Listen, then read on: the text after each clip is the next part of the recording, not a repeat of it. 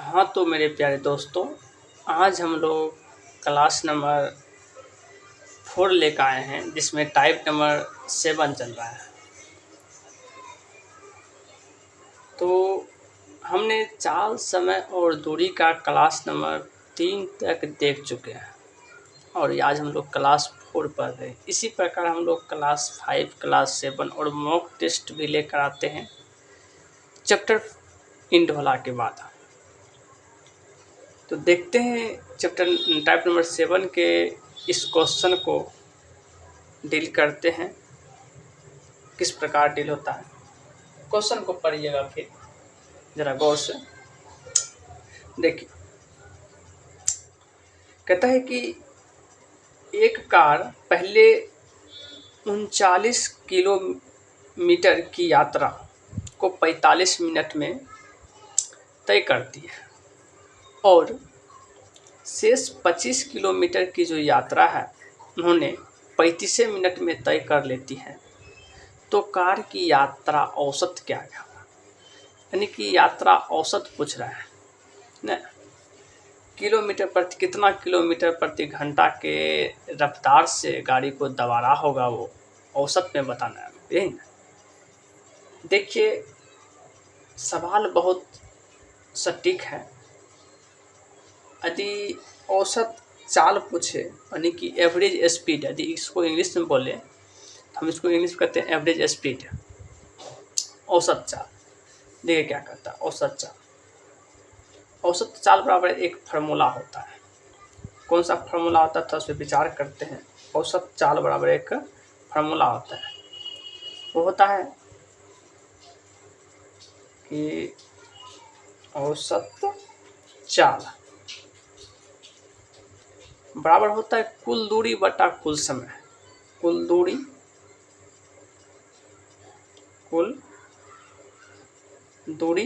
बटा कुल समय। देखिए, ये फार्मूला है, कुल दूरी बटे कुल समय। ठीक, और इसी फार्मूला पर हम लोग बनाएंगे औसत चाल। कुल दूरी कितना दे चुका है, 39 किलोमीटर की दूरी है और कितना है, 25 किलोमीटर की दूरी। तो दोनों को ऐड कर देते हैं। 39 किलोमीटर की दूरी या प्लस में 25 किलोमीटर की दूरी है, ठीक, बटा कुल समय। 39 किलोमीटर की यात्रा करने में 45 मिनट समय लगता है और 25 किलोमीटर की दूरी को जाने में उन्होंने 35 मिनट के समय लगता है। तो दोनों का समय ऐड कर देंगे, कितना है, 45 प्लस 35, यही ना, 45 प्लस 35, ये हुआ 45 मिनट, ये 35 मिनट। ठीक, देखिए ये मिनट में दिया है, इसको घंटा में बदलेंगे तो नीचे में 60 से भाग देना पड़ेगा। ठीक, तब इसको हम लोग घंटा में परिवर्तन कर सकते हैं। ये हुआ किलोमीटर में, तब किलोमीटर प्रति घंटा में निकालना है हमको।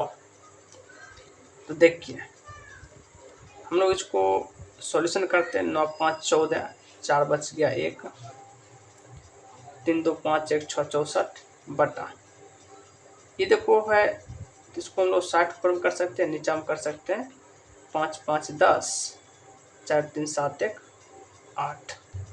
ठीक, देखो ये कट रहा है, 88 88 64 का 8 48 किलोमीटर प्रति घंटा की औसत चाल से इन्होंने दूरी तय किया है। 48 किलोमीटर प्रति घंटा की रफ्तार से इन्होंने गाड़ी को दौड़ा होगा। ठीक, तो इसी प्रकार के हम सवाल आगे भी लेकर आ रहे हैं, देख लीजिए। सेम सवाल होगा, सेम इसी प्रकार का सवाल है, क्योंकि रिवाइज करना है तो एक प्रकार की जहाँ तक 2-3 सवाल बनाएंगे तब तक दिमाग में नहीं बैठता है। इसी प्रकार से मैं एक तो ये सवाल भी लेकर आए। देखिए क्या कहता है सवाल कहता है कि एक व्यक्ति प्रथम 50 किलोमीटर की दूरी 25 किलोमीटर प्रति घंटा की दर से अगली 40 किलोमीटर की दूरी उन्होंने 20 किलोमीटर प्रति घंटा की दर से तथा तय करता है और 90 किलोमीटर की दूरी 15 किलोमीटर प्रति घंटा की दर से तय करता है, तो संपूर्ण यात्रा के दौरान उसकी औसत चाल क्या होगी। अब देखिए, मेरे को यहाँ समय नहीं दिया है, यहाँ दूरी दे चुका है और चाल दे चुका है कि इतना किलोमीटर प्रति घंटा की रफ्तार से दबा रहा है गाड़ी को। तो सबसे पहले हम तो एवरेज जानते हैं कि औसत चाल बराबर फार्मूला हम लोग जानते हैं कि कुल दूरी बटे कुल समय होता है। जब मैं चाल दिया है और हमको दूरी दिया है, चाल दिया है, दूरी दिया है, हमको जिस समय पूछेगा तो समय बराबर क्या होता है, कुल दूरी बटे कुल चाल ना, यही ना होता है जी। तो देखिए, औसत चाल पूछ रहा है, औसत चाल यानी कि एवरेज स्पीड पूछ रहा है। कुल दूरी बटे कुल समय होना चाहिए, समय नहीं दे चुका है, कुल दूरी बटे कुल चाल दे देंगे तो मेरा समय निकल जाएगा। ठीक, तो औसत चाल पूछ रहा है, क्या पूछ रहा है, औसत चाल पूछ रहा है, एवरेज स्पीड पूछ रहा है। तो औसत चाल बराबर कुल दूरी, यहाँ 50 किलोमीटर दूरी दे चुका है, उसके बाद 40 किलोमीटर की दूरी दे चुका है, उसके बाद 90 किलोमीटर की दूरी दे चुका है, 3 दूरी दे चुका है। तीनों दूरी हम जोड़ लेते हैं, 50 आज के बाद 50 40 इधर हो जाएगा, 50 40 50 और 90 दूरी दे चुका है। और नीचे हमको समय लेना है, समय नहीं है तो कुल दूरी बटे कुल चाल कर देंगे तो समय निकल जाएगा। क्या, कुल दूरी बटे कुल चाल कर देंगे तो मेरा समय निकल जाए। देखो, कुल दूरी दे चुका है 50 किलोमीटर की यात्रा 25 किलोमीटर प्रति घंटा की रफ्तार से दबाता है। 50 किलोमीटर दूरी, 50 किलोमीटर की जो दूरी है, कोई बाइक वाला 25 किलोमीटर प्रति घंटा की रफ्तार से दबाता है, तो 50/25 कर देंगे, 50 प्लस 40 किलोमीटर की दूरी 20 किलोमीटर प्रति घंटा की रफ्तार से दबाता है, तो 40 किलोमीटर की दूरी 20 किलोमीटर प्रति घंटा की रफ्तार से दबाता है। अगले 90 किलोमीटर की दूरी 15 किलोमीटर प्रति घंटा की रफ्तार से दबाता है। 90 किलोमीटर की दूरी 15 किलोमीटर प्रति घंटा की रफ्तार से दबा। यहाँ देखिए है दूरी किलोमीटर, नीचा में है किलोमीटर प्रति घंटा, तो किलोमीटर से किलोमीटर कट जाएगा, बच गया घंटा, घंटा में आएगा आंसर, कोई बात नहीं, ऊपर वाले सबको जोड़ लेते हैं। ठीक, तो हो जाएगा 9 दिख रहा है, ठीक 9, उसके बाद 5 4 9, ठीक 99 बटा, देखो यहाँ ये कट रहा है, 25 से कम 25, 25 दोनों 50, ठीक 20 से कम 20, 20 दोनों 40, 15 कम 15, 15 छक 90, ठीक। अब 2 + 2 4 6 10, ये हुआ घंटा, ठीक। और कहीं में 15 छक 90 ऐसे 2 2 4, ये तो उसको घंटा में निकल ही नहीं गया जी, किलोमीटर कट गया तो घंटा में निकल गया। 18 25 90, 18 आना चाहिए ना आंसर। 1 मिनट थोड़ा क्वेश्चन को अच्छा देखते हैं। 5 9 का 9, 5 4 9 99, 40 90 99,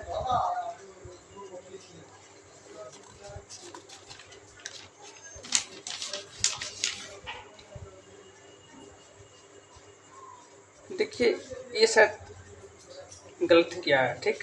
अगर इस सबको सॉल्यूशन कीजिएगा तो मेरा 18 आंसर निकल के आता है। 18 किलोमीटर प्रति घंटा की रफ्तार से गाड़ी को दबाता है, ठीक, ये गलत है। और आगे नेक्स्ट सवाल देखते हैं। देखिए सवाल नंबर ये भी बहुत टाइप नंबर 8 है, लेकिन ये भी सवाल ये भी सवाल क्या है, बहुत ही फेमस है और प्रसिद्ध सवाल है, और इस सवाल से भी इस टाइप के भी क्वेश्चन एग्जाम में पूछे जाते हैं। तो क्वेश्चन में क्या कहता है, यदि एक रेलगाड़ी 40 किलोमीटर प्रति घंटा से चले तो वह अपने गंतव्य स्थान पर 11 मिनट देरी से पहुंचती है, लेकिन वह यदि 50 किलोमीटर प्रति घंटा के चाल से चलता है तो केवल 5 मिनट देरी से ही पहुंचती है। यात्रा को पूरा करने के लिए सही समय क्या होगा? क्या बोल रहा है, सही समय क्या होगा? कुछ नहीं है, इसका एक ही है सॉल्यूशन मात्र, और बहुत ही सटीक में इसका आंसर निकलेगा। देखो 40 किलोमीटर की यात्रा जब 40 किलोमीटर प्रति घंटा की रफ्तार से गाड़ी दबाता है तो 11 मिनट लेट पहुंचता है।